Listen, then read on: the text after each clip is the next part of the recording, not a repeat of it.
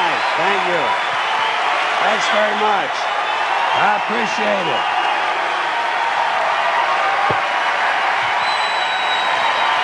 Thank you very much. Thank you all. Thank you. I appreciate that. Thank you. Thank you. So, let me ask you something. Let me ask you, how's everybody doing tonight, huh?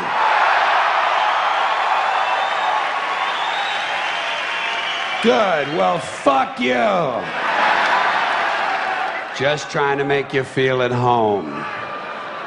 Now listen, I've been out here all this time and I haven't been complaining about anything yet, so I think it's time to go into the complaint department. This is just a series of things that are pissing me off, okay? A series of things that are pissing me off, because I don't have pet peeves. I have major psychotic fucking hatreds, okay? And it makes the world a lot easier to sort out. First thing on my list tonight, airport security. Tired of this shit. There's too much of it. There's too much security at the airport. I'm tired of some guy with a double-digit IQ and a triple-digit income rooting around inside of my bag for no reason and never finding anything. Haven't found anything yet. Haven't found one bomb in one bag. And don't tell me, well, the terrorists know their bags are going to be searched, so now they're leaving their bombs at home.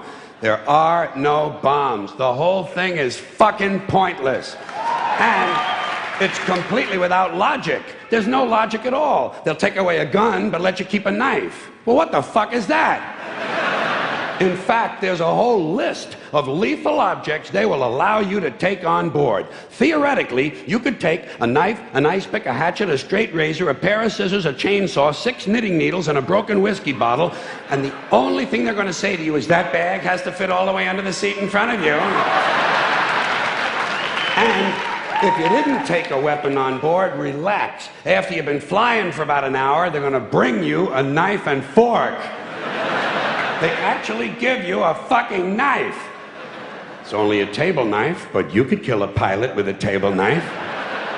Might take you a couple of minutes, you know. Especially if he's hefty, huh? Yeah, but you could get the job done if you really wanted to kill the prick. Shit, there's a lot of things you could use to kill a guy with. You could probably beat a guy to death with the Sunday New York Times, couldn't you? Or suppose you just had really big hands. Couldn't you strangle a flight attendant? Shit, you could probably strangle 2 of them, one with each hand. You know, if you were lucky enough to catch him in that little kitchen area before they give out the fucking peanuts, you know? But you could get the job done if you really cared enough.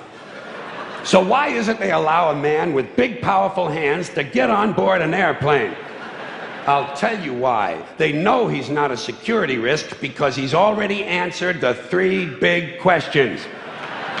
Question number 1, did you pack your bags yourself? No. Carrot Top packed my bags. He and Martha Stewart and Florence Henderson came over to the house last night, fixed me a lovely lobster Newburg, gave me a full body massage with sacred oils from India, performed a 4-way around the world, and then they packed my bags. Next question.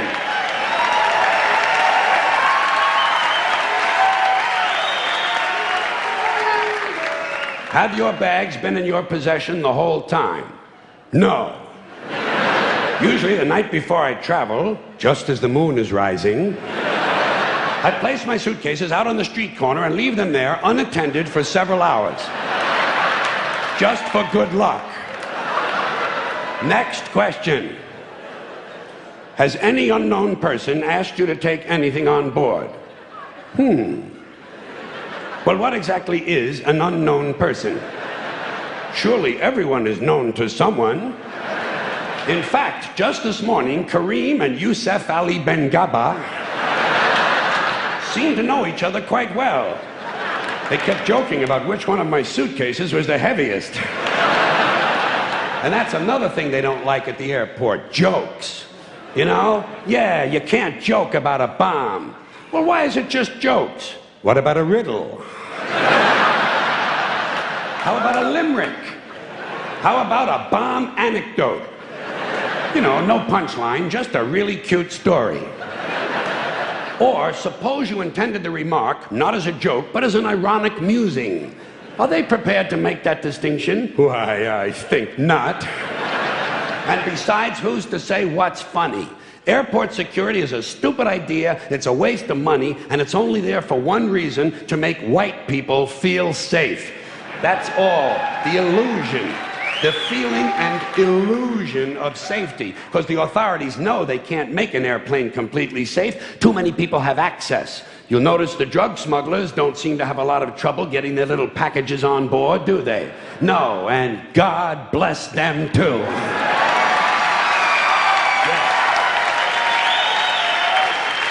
Oh, and by the way, an airplane flight shouldn't be completely safe. You need a little danger in your life. Take a fucking chance once in a while, will you? What are you gonna do? Play with your prick for another 30 years? What, are you gonna read People magazine and eat at Wendy's till the end of time? Take a fucking chance. Besides, even if they made all of the airplanes completely safe, the terrorists would simply start bombing other places that are crowded. Porn shops, crack houses, titty bars, and gangbangs. You know, entertainment venues. The odds of you being killed by a terrorist are practically zero. So I say relax and enjoy the show.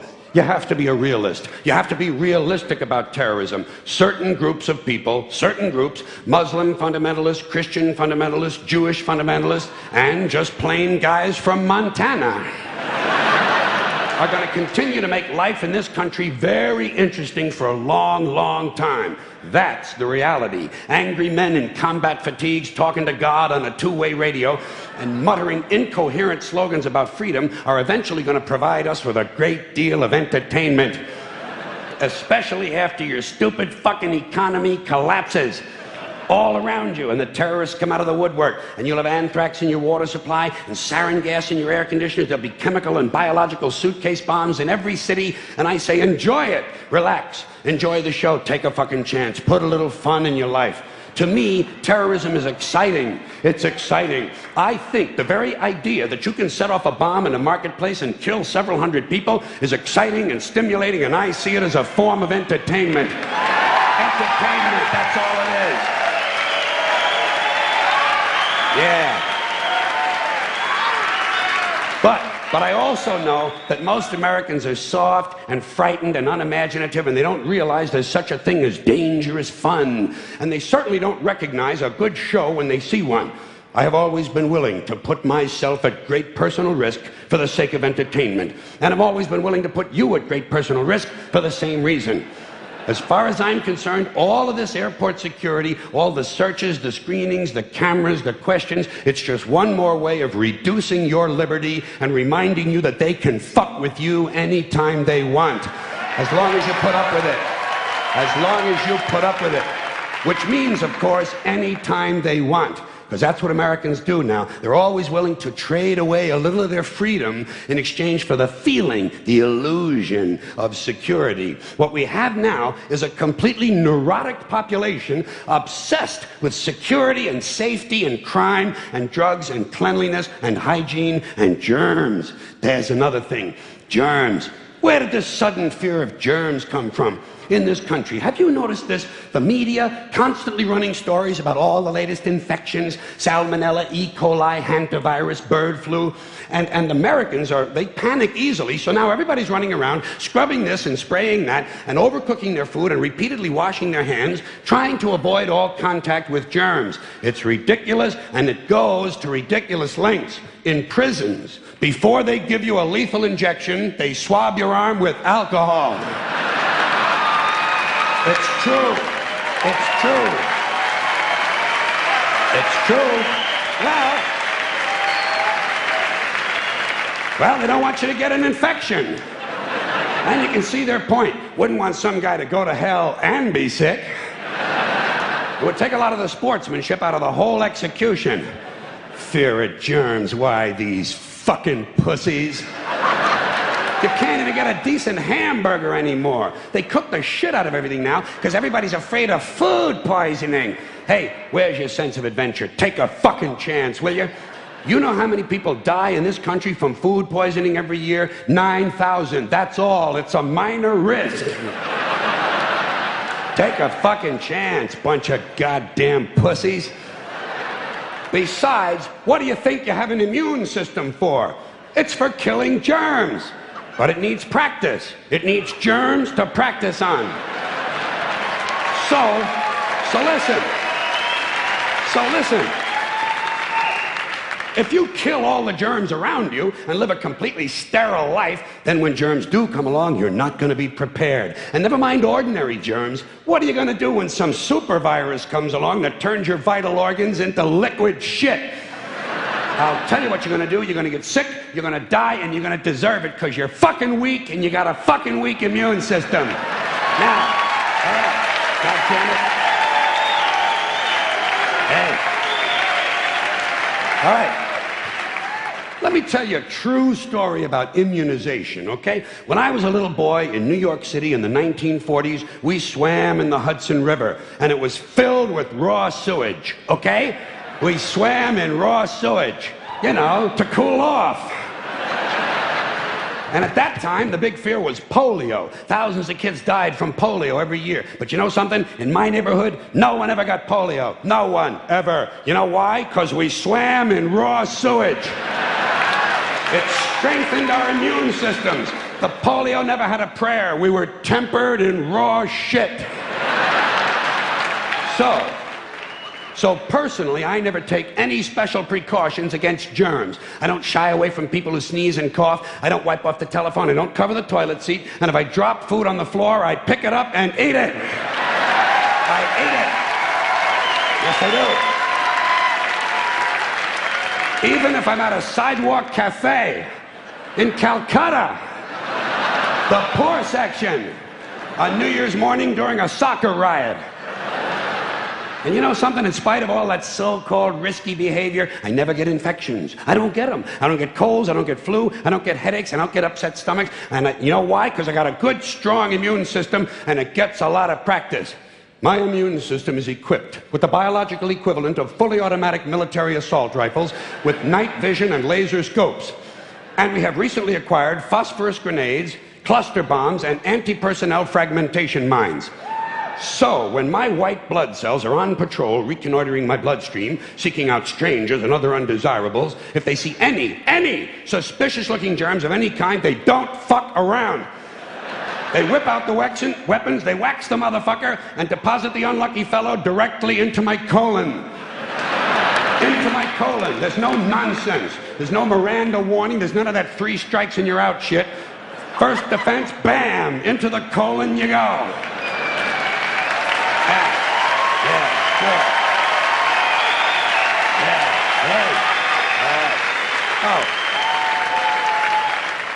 And speaking of my colon, I want you to know I don't automatically wash my hands every time I go to the bathroom, okay?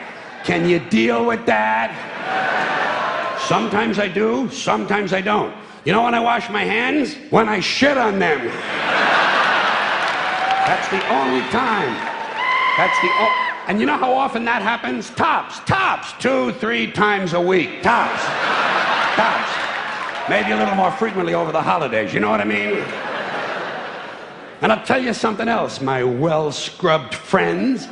You don't always need a shower every day. Did you know that? It's overkill. Unless you work out or work outdoors or for some reason come in intimate contact with huge amounts of filth and garbage every day, you don't always need a shower. All you really need to do is to wash the 4 key areas.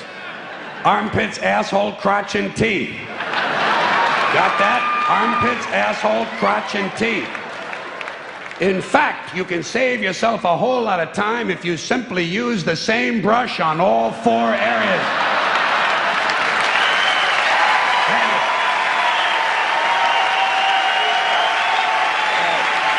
Thank you. I appreciate it. Thank you. All right. Now listen, I got a few more items of things that are pissing me off. And this one comes in the form of a question.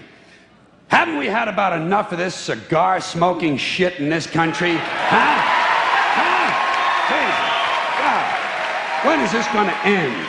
When is this shit gonna go away? When are these fat, arrogant, overpaid, overfed, overprivileged, overindulged, white-collar business criminal asshole cocksuckers gonna put out their cigars and move along to their next abomination? White pussy businessmen sucking on a big brown dick.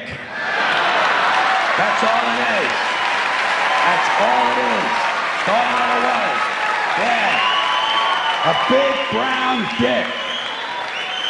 Sigmund Freud said, sometimes a cigar is just a cigar. Oh yeah? Well, sometimes it's a big brown dick. With a fat, arrogant, white-collar business criminal asshole sucking on the wet end of it. But hey, the news is not all bad for me. Not all bad. You want to know the good part? Cancer of the mouth. Good. Fuck 'em.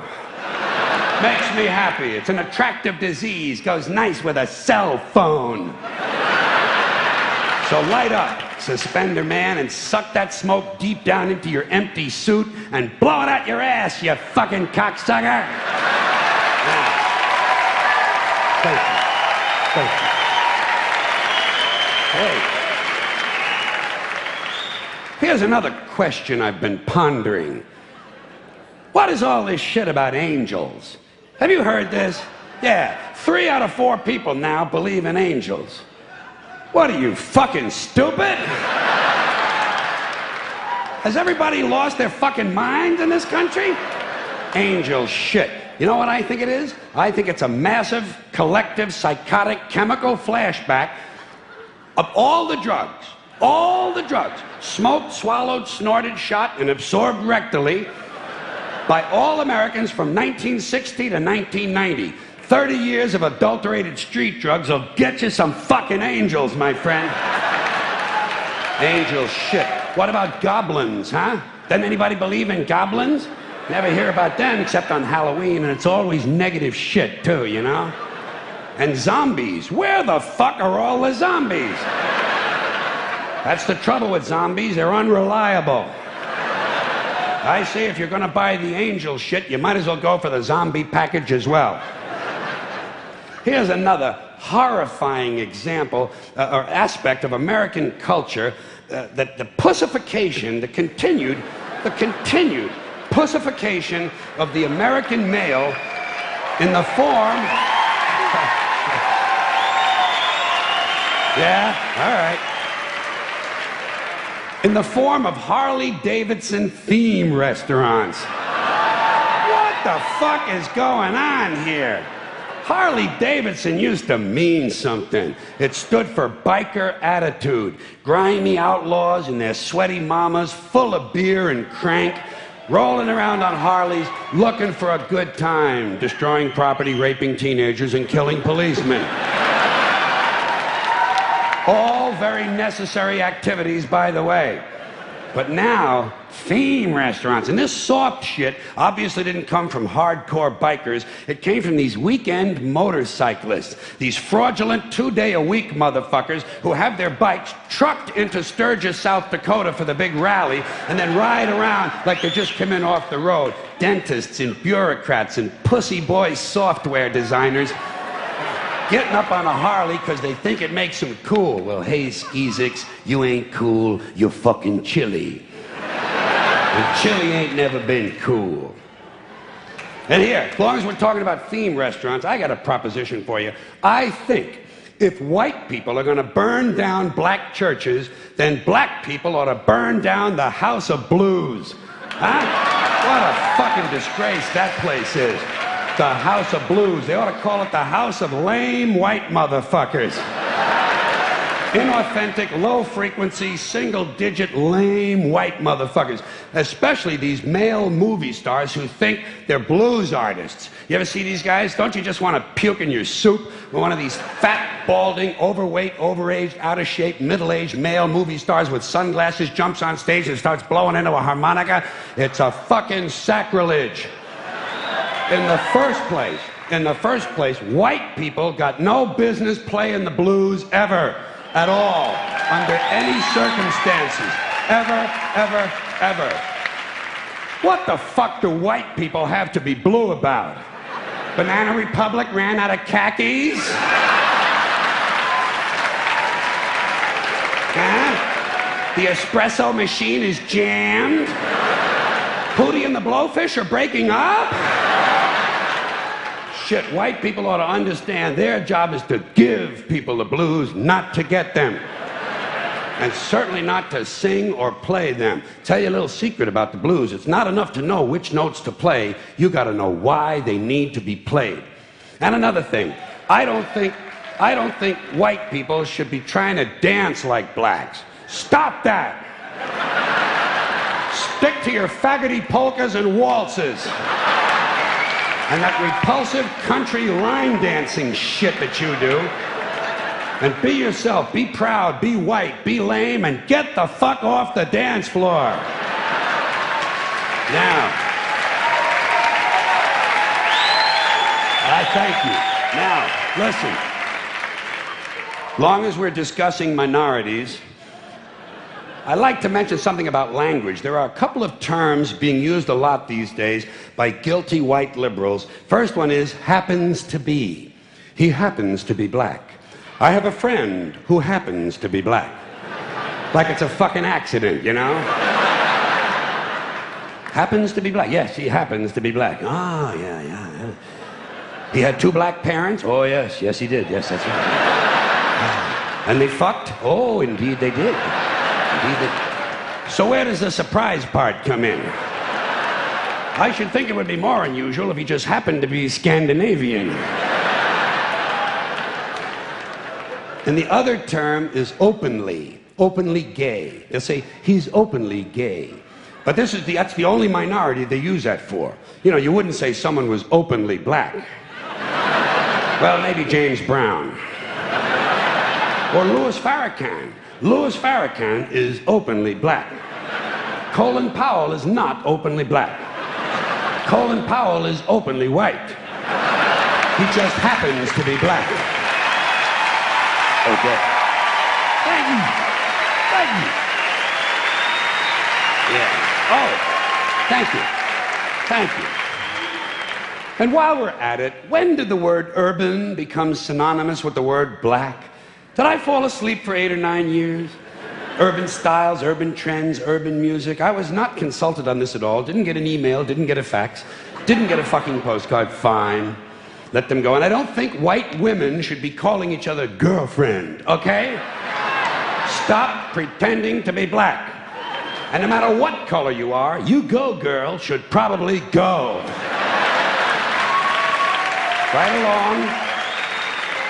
Right along with you the man. Hey, you the man. Oh yeah, well you the fucking honky.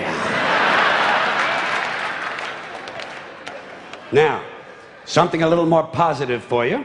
Don't want you to think the whole show is just negativity. This is about a festival. This is my idea for one of those big outdoor summer festivals. This is called Slugfest. And this is for men only. Here's what you do. You get about 100,000 of these fucking men. You know the ones I mean, these macho motherfuckers. Yeah, these strutting, preening, posturing, hairy, sweaty, alpha male jack-offs. The muscle assholes. You take about 100,000 of these disgusting pricks, and you throw them in a big dirt arena, big 25-acre dirt arena, and you just let them beat the shit out of each other for 24 hours non-stop. No food, no water, just whiskey and PCP. And you just let them punch and pound and kick the shit out of each other until only one guy is left standing. Then you take that guy and you put him on a pedestal and you shoot him in the fucking head. Yeah. Then you put the whole thing on TV. Budweiser would jump at that shit in half a minute. And guys would volunteer. Guys would line up. All you got to do is promise them a small appliance of some kind. Men will do anything. Just give them something that plugs in the wall, makes a whirring noise. Here's another male cliche. These guys who cut the sleeves off of their t-shirts so the rest of us can have an even more compelling experience of smelling their armpits. I say, hey, Bruno, shut it down, would you please? You smell like an anchovy's cunt, okay? Yeah. Not good. Yeah. Whoa. Not good, Bruno, and definitely not for sharing. This is the same kind of guy that has that barbed wire tattoo that goes all the way around the bicep.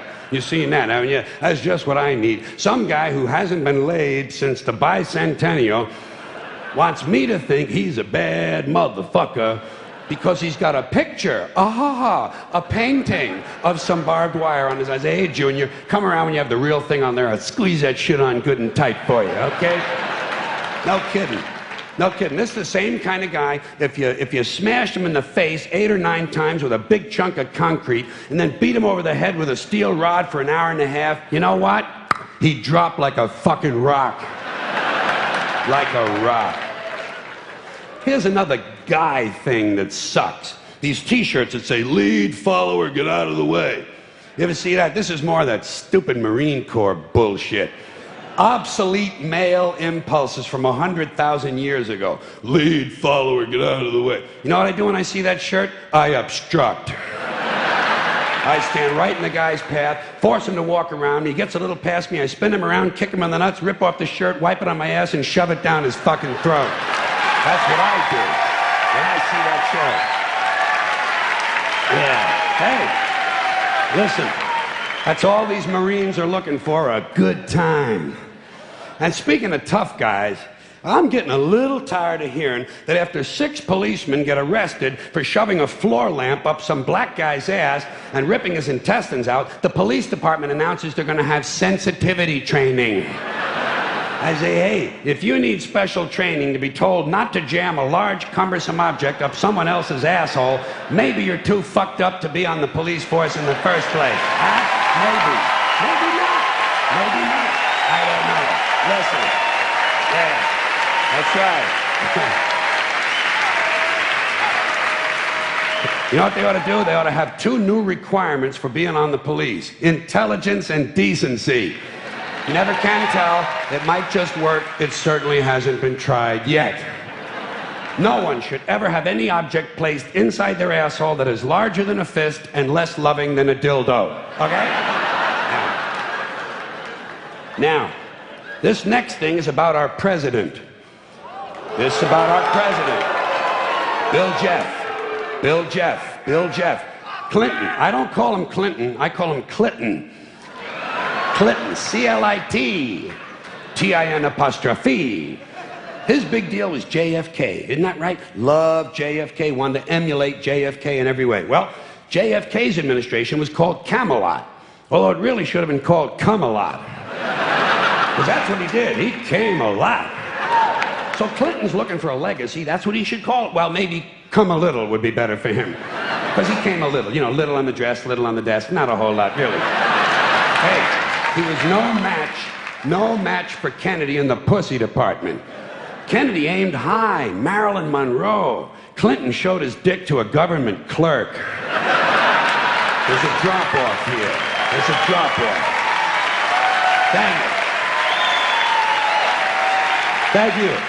Now, I appreciate it. Something else I'm getting tired of is all this stupid bullshit we have to listen to all the time about children. It's all you hear in this country. Children, help the children. What about the children? Save the children. You know what I say? Fuck the children. Fuck them. They're getting entirely too much attention.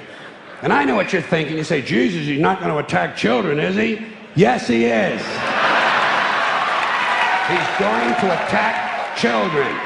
And remember, this is Mr. Conductor talking. I know what I'm talking about. I know what I'm talking about. And I also know all you single dads and soccer moms who think you're such fucking heroes aren't going to like this, but somebody's got to tell you for your own good, your children are overrated and overvalued. You've turned them into little cult objects. You have a child fetish, and it's not healthy.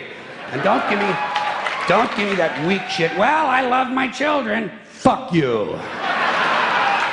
Everybody loves their children. Doesn't make you special.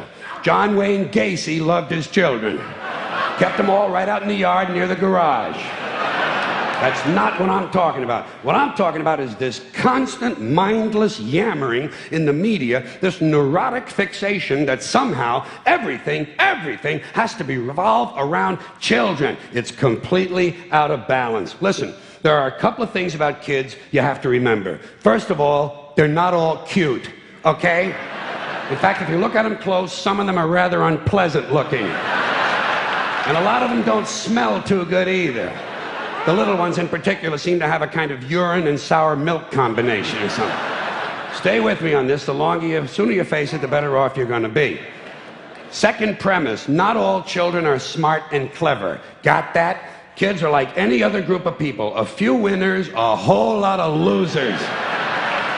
There are a lot of loser kids out there who simply aren't going anywhere. And you can't save them all. You can't save them all. You got to let them go. You got to cut them loose. You got to stop overprotecting them because you're making them too soft. Today's kids are way too soft. For one thing, there's too much emphasis on safety. Child-proof medicine bottles and fireproof pajamas, child restraints and car seats and helmets, bicycles, skateboard, baseball helmets. Kids have to wear helmets now for everything but jerking off. Grown-ups have taken all the fun out of being a kid just to save a few thousand lives. It's pathetic. It's pathetic. What's happening is, all right, what's happening, you know what it is? These baby boomers, these soft, fruity baby boomers, are raising an entire generation of soft, fruity kids who aren't even allowed to have hazardous toys, for Christ's sakes. Hazardous toys. Shit, whatever happened to natural selection? Survival of the fittest. The kid who swallows too many marbles doesn't grow up to have kids of his own. Simple as that. Simple. Nature knows best. We're saving entirely too many lives in this country of all ages. Nature should be allowed to do its job of killing off the weak and sickly and ignorant people without interference from airbags and batting helmets. Just think of it as passive eugenics, okay? Now, here's another example of overprotection.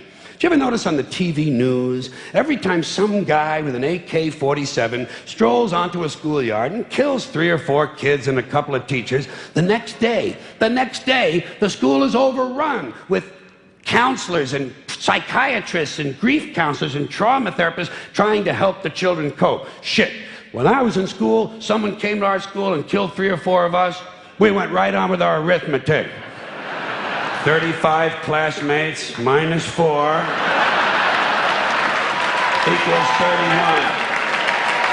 We were tough. I say if kids can handle the violence at home, they ought to be able to handle the violence in school. I'm not worried about guns in school. You know what I'm waiting for? Guns in church. That's going to be a lot of fun. And it'll happen. You watch. Some nut will go fucking ape shit in the church, and they'll refer to him as a disgruntled worshiper. Here's another bunch of ignorant shit. School uniforms. Bad theory. The idea that if kids wear uniforms to school, it helps keep order. Don't these schools do enough damage making all these kids think alike? Now they're going to get them to look alike, too? And it's not a new idea. I first saw it in old newsreels from the 1930s, but it was hard to understand because the narration was in German.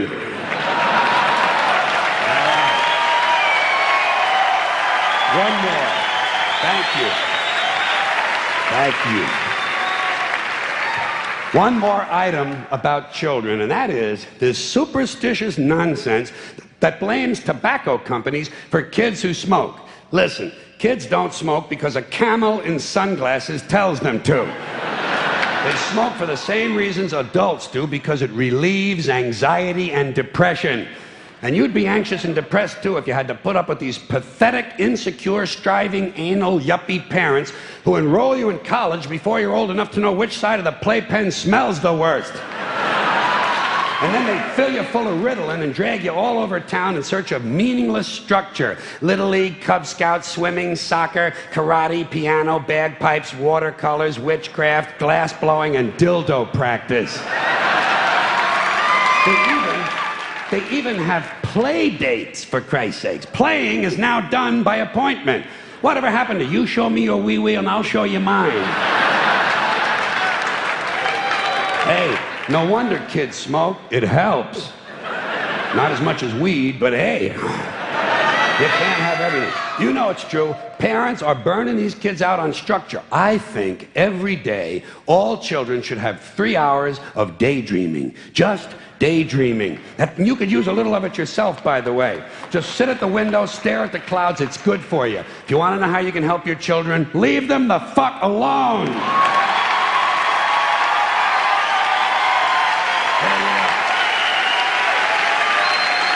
Thank you all so much. Now, what am I talking about? Okay.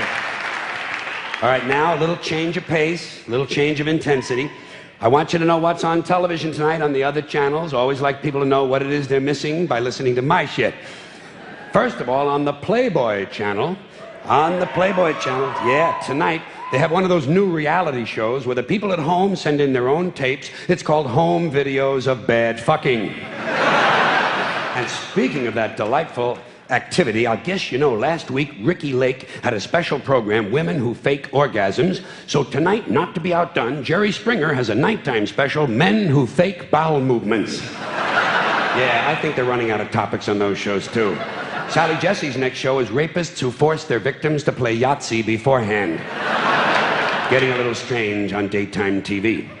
Then, later on tonight, on the Nostalgia channel, they're going to play back-to-back 2 of my favorite episodes of Little House on the Prairie. First of all, the 1975 Christmas show, A Douchebag for Clara. Wasn't that good? And it was sad toward the end when she cried, because she stuck it in the wrong hole. But as they say in the U.S. Navy, there is no wrong hole. And then, right after that, they're going to play my favorite Little House on the Prairie of all times, Missy Takes a Big Dump in the Woods. And that was interesting, I thought, because she had on the high heels and the long dress, and it was fun to watch how she had to maneuver through the poison sumac. And they didn't have toilet paper in those days. She had to use a series of pine cones. And she was pulling them in the wrong direction. Yes. I understand toward the end of the show they had to bleep out a lot of screaming and foul language. And then, hey, later on tonight on the pay-per-view, Willie Nelson. Willie Nelson's concert is on, and TV Guide listed all the songs he's going to sing. He's going to start out with one of my favorites, Too Drunk to Jerk Off. Isn't that a good one? God, I love that song. Then he's going to do a series of love songs. Kiss Me, I'm Coming. Ah, that's a good one. Kiss me, I'm coming. Hold me, I'm humming. Well, I can't help it. I am a romantic, and I do enjoy the sentimental tunes. Here's a sad song. I should have fucked old what's-her-name. Remember that? I should have never played the game. I should have fucked old what's-her-name. Here's one my mother used to sing around the house. Your love ran down my leg, and now you're gone. Yeah, that one always got to me. I'm glad you feel the same way. Here's a fine love song. You blew my mind, now blow me.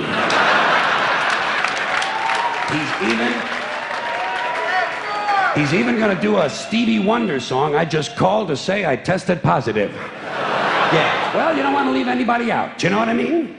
And hey, what would a Willie Nelson show be without a couple of cowboy songs? He's going to do that one George Jones and Waylon Jennings wrote, drinking beer, taking a shit, and passing out. Then he's going to do a kind of a traditional Western song, one that Gene Autry used to sing when I was a little boy. It's midnight in Montana, and I can't get my dick out of this cow. I love that song. I always liked it. Yeah. You know why I like that song so much? Because it's a real cowboy song. And by the way, speaking of cattle fucking, do you know why it is when a rancher fucks a sheep, he does so at the edge of a cliff? It's so the sheep will push back. Little something for you. Yes. Just a little tip for you outdoorsmen when you're out camping. Now, this next thing is about names. That's all, names. Names are an interest of mine, not a hobby. Hobbies cost money. interests are free.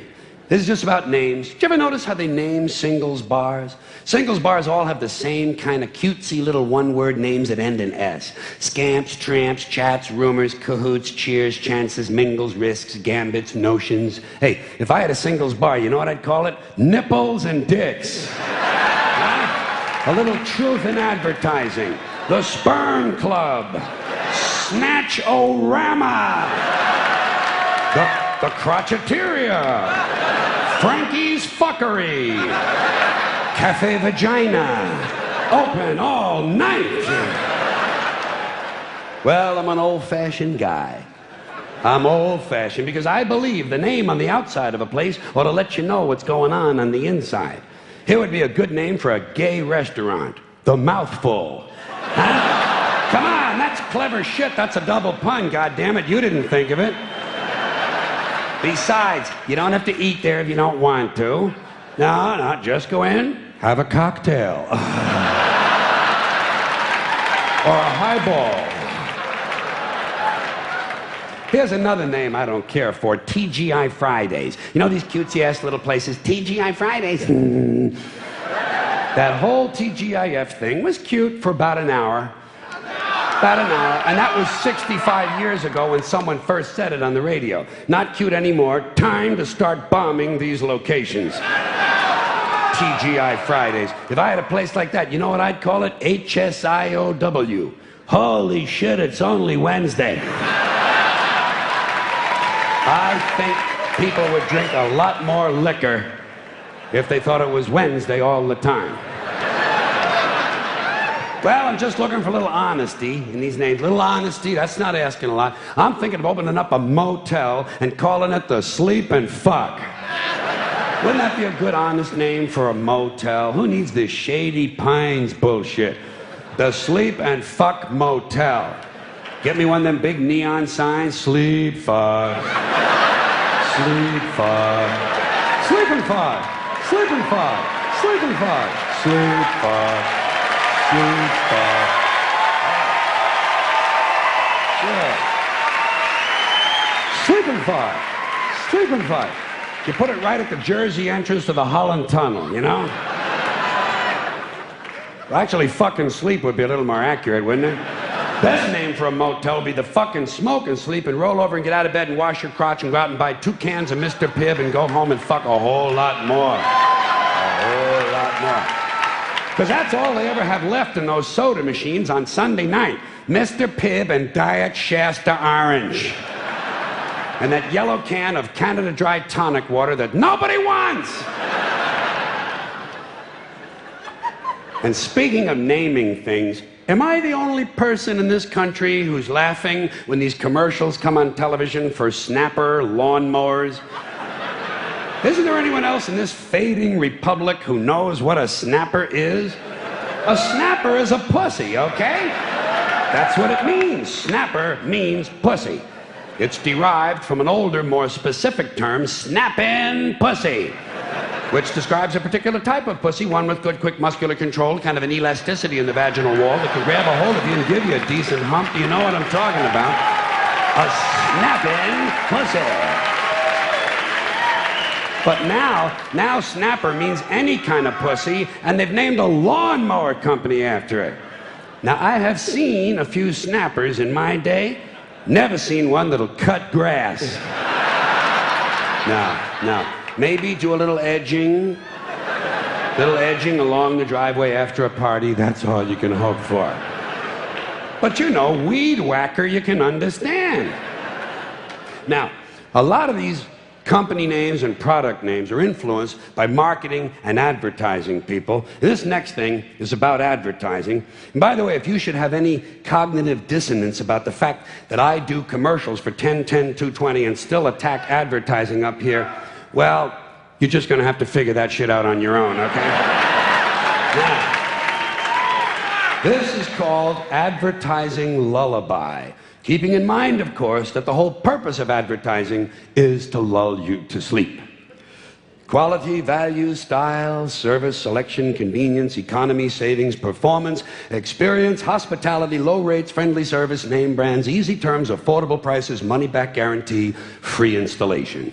Free admission, free appraisal, free alterations, free delivery, free estimates, free home trial, and free parking. No cash, no problem, no kidding. No fuss, no muss, no risk, no obligation, no red tape, no down payment, no entry fee, no hidden charges, no purchase necessary. No one will call on you. No payments or interest till September. What? Limited time only, though, so act now, order today, send no money, offer good while supplies last. 2 to a customer, each item sold separately, batteries not included, mileage may vary, all sales are final, allow 6 weeks for delivery, some items not available, some assembly required, some restrictions may apply. So come on in. Come on in. Come on in for a free demonstration and a free consultation with our friendly professional staff. Our experienced and knowledgeable sales representatives will help you make a selection that's just right for you and just right for your budget. And say, don't forget to pick up your free gift, a classic, deluxe, custom, designer, luxury, prestige, high-quality, premium, select, gourmet pocket pencil sharpener. Yours for the asking, no purchase necessary. It's our way of saying thank you. And if you act now, we'll include an extra added free complimentary bonus gift, a classic, deluxe, custom, designer, luxury, prestige, high-quality, premium, select, gourmet, combination key ring, magnifying glass, and garden hose in a genuine imitation leather-style carrying case with authentic vinyl trim. Yours for the asking, no purchase necessary. It's our way of saying thank you. Actually, it's our way of saying bend over just a little bit farther so we can stick this big advertising dick up your ass a little bit deeper. A little bit deeper. A little bit deeper.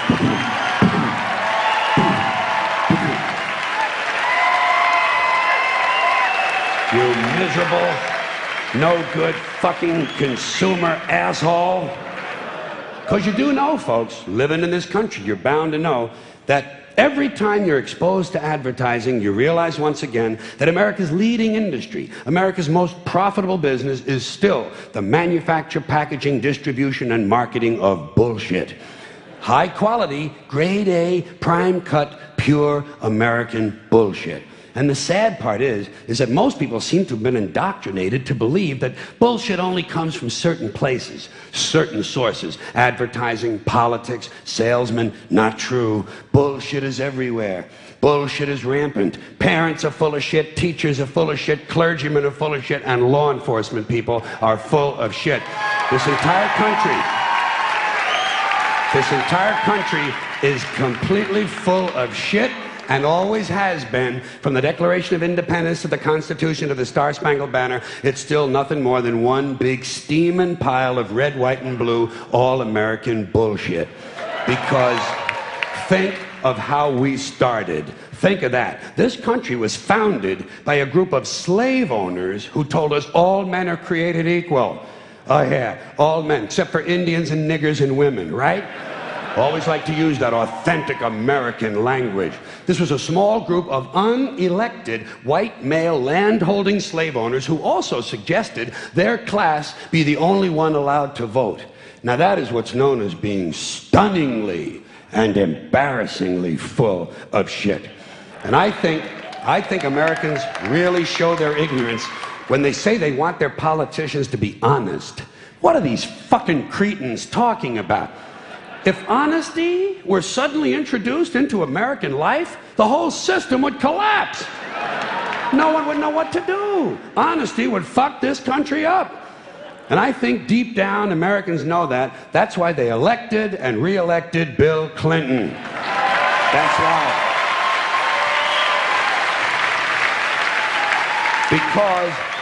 Because the American people like their bullshit right out front where they can get a good, strong whiff of it.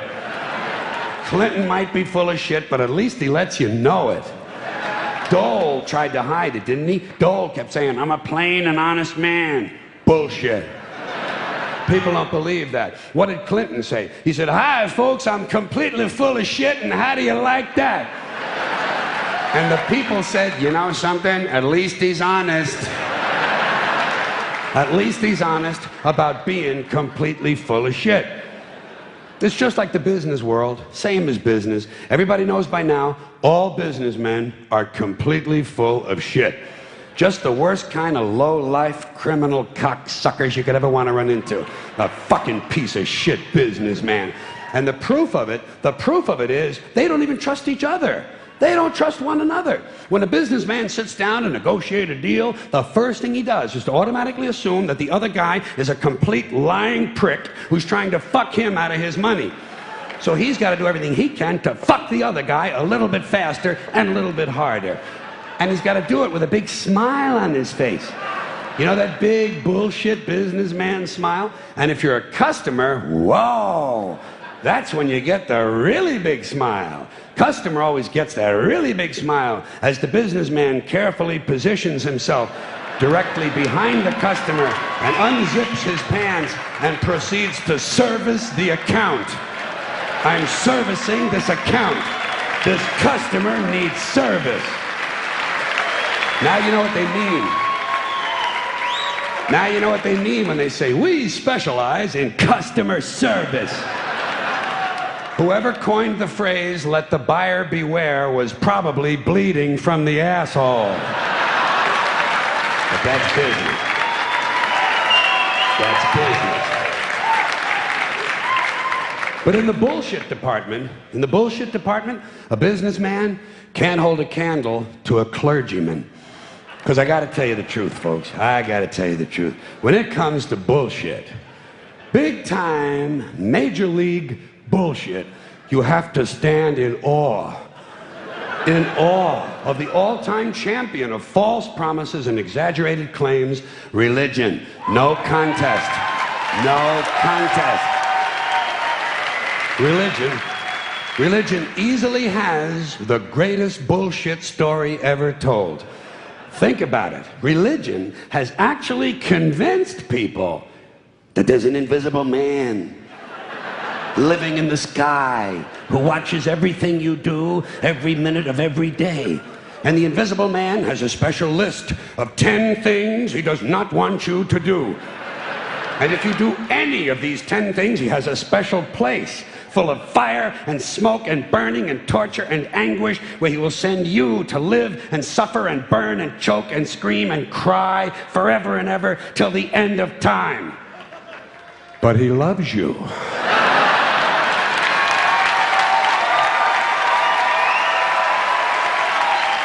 He loves you. He loves you and he needs money. He always needs money. He's all powerful, all perfect, all knowing, and all wise. Somehow, just can't handle money. Religion takes in billions of dollars. They pay no taxes, and they always need a little more. Now, you talk about a good bullshit story. Holy shit.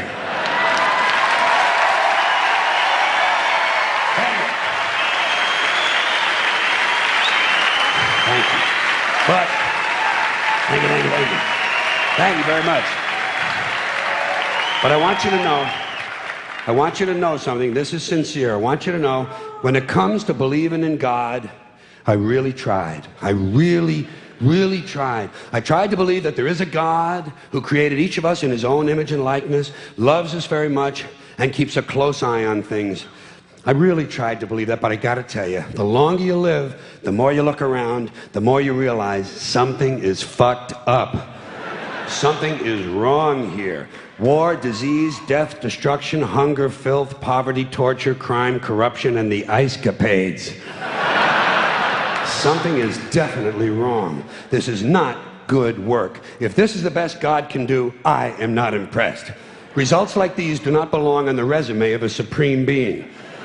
This is the kind of shit you'd expect from an office temp with a bad attitude. And just between you and me, in any decently run universe, this guy would have been out on his all-powerful ass a long time ago. And by the way, I say this guy because I firmly believe, looking at these results, that if there is a God, it has to be a man. No woman could or would ever fuck things up like this.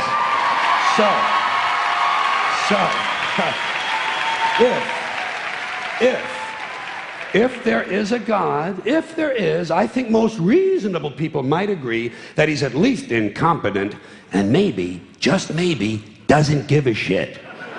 Doesn't give a shit, which I admire in a person and which would explain a lot of these bad results.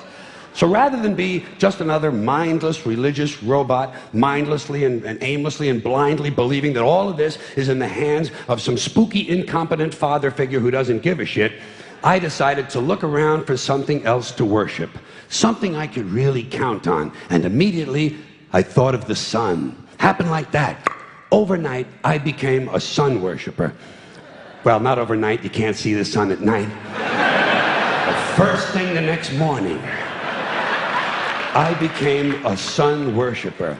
Several reasons. First of all, I can see the sun, okay? Yeah. Unlike some other gods I could mention, I can actually see the sun. I'm big on that. If I can see something, I don't know, kind of helps the credibility along, you know? So every day I can see the sun as it gives me everything I need: heat, light, food, flowers in the park, reflections on the lake, an occasional skin cancer, but hey, at least there are no crucifixions, and we're not setting people on fire simply because they don't agree with us. Sun worship is fairly simple. There's no mystery, no miracles, no pageantry, no one asks for money, there are no songs to learn, and we don't have a special building where we all gather once a week to compare clothing. And the best thing about the sun, it never tells me I'm unworthy. Doesn't tell me I'm a bad person who needs to be saved. Hasn't said an unkind word. Treats me fine. So I worship the sun. But I don't pray to the sun. Know why? I wouldn't presume on our friendship. It's not polite. I've often thought people treat God rather rudely, don't you? Asking trillions and trillions of prayers every day, asking and pleading and begging for favors. Do this, give me that, I need a new car, I want a better job. And most of this praying takes place on Sunday, his day off. It's not nice, and it's no way to treat a friend. But people do pray, and they pray for a lot of different things. You know, your sister needs an operation on her crotch. Your brother was arrested for defecating in a mall. But most of all, you'd really like to fuck that hot little redhead down at the convenience store. You know, the one with the eye patch and the club foot, huh? Can you pray for that? I think you'd have to. And I say, fine, pray for anything you want. Pray for anything. But what about the divine plan? Remember that? The divine plan. Long time ago, God made a divine plan. Gave it a lot of thought, decided it was a good plan, put it into practice. And for billions and billions of years, the divine plan has been doing just fine. Now you come along and pray for something. Well, suppose the thing you want isn't in God's divine plan. What do you want him to do? Change his plan? Just for you? Doesn't it seem a little arrogant? It's a divine plan. What's the use of being God if every rundown schmuck with a $2 prayer book can come along and fuck up your plan? And here's something else, another problem you might have. Suppose your prayers aren't answered. What do you say? Well, it's God's will. Thy will be done. Fine, but if it's God's will and he's going to do what he wants to anyway, why the fuck bother praying in the first place? Seems like a big waste of time to me. Couldn't you just skip the praying part and go right to his will? It's all very confusing. So to get around a lot of this, I decided to worship the sun. But, as I said, I don't pray to the sun. You know who I pray to? Joe Pesci. Joe Pesci. Joe Pesci. Two reasons. First of all, I think he's a good actor, okay? To me, that counts. Second, he looks like a guy who can get things done. Joe Pesci doesn't fuck around. Doesn't fuck around. In fact, Joe Pesci came through on a couple of things that God was having trouble with. For years, I asked God to do something about my noisy neighbor with the barking dog. Joe Pesci straightened that cocksucker out with one visit. It's amazing what you can accomplish with a simple baseball bat. So I've been praying to Joe for about a year now. And I noticed something. I noticed that all the prayers I used to offer to God and all the prayers I now offer to Joe Pesci are being answered at about the same 50% rate. Half the time I get what I want, half the time I don't. Same as God, 50-50. Same as the four-leaf clover and the horseshoe, the wishing well and the rabbit's foot. Same as the mojo man. Same as the voodoo lady who tells you your fortune by squeezing the goat's testicles. It's all the same, 50-50. So just pick your superstition, sit back, make a wish, and enjoy yourself. And for those of you who look to the Bible for moral lessons and literary qualities, I might suggest a couple of other stories for you. You might want to look at The Three Little Pigs. That's a good one. Has a nice, happy ending. I'm sure you'll like that. Then there's Little Red Riding Hood, although it does have that X-rated part where the big bad wolf actually eats the grandmother, which I didn't care for, by the way. And finally, I've often always drawn a great deal of moral comfort from Humpty Dumpty. The part I like the best, all the king's horses and all the king's men couldn't put Humpty Dumpty back together again. That's because there is no Humpty Dumpty and there is no God. None, not one, no God, never was. In fact, I'm gonna put it this way. If there is a God, may he strike this audience dead.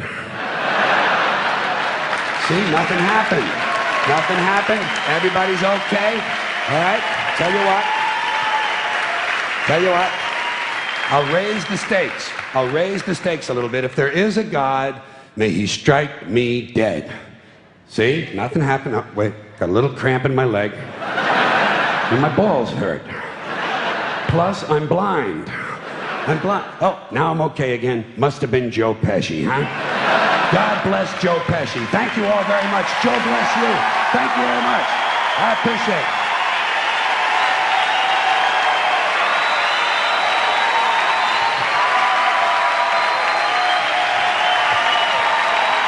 Bye-bye. Have fun. Good. Thank you very much.